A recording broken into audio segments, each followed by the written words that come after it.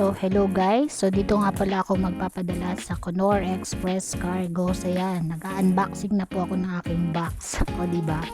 Hindi, kasi nga, binuksan ko ulit yung box ko dahil bawal daw po magpadala ng gatas na marami. So, dapat 2 lata lang po ang ilalagay natin.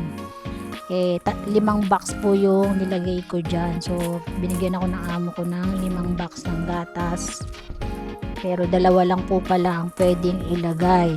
At dapat po ay balutin natin ng mabuti yung gatas. Balutin natin ng newspaper, tapos ng damit, tapos saka natin i-packaging tape.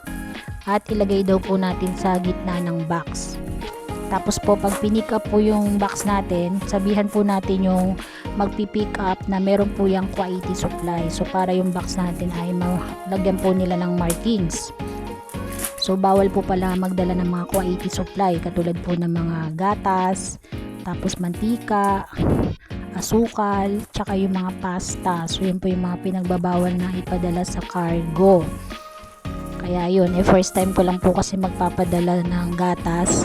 So bawal po pala yung marami. So excited ang lola nyo, kaya yun, nilagay ko yung 5 piraso at hindi ko man lang binalot yun. Sa ibabaw ko lang siya nilagay.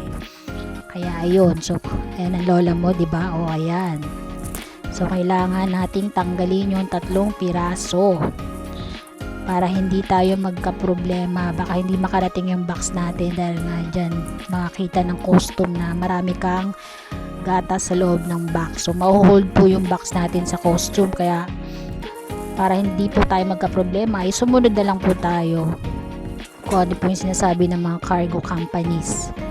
So yun, tingnan nyo guys, diba?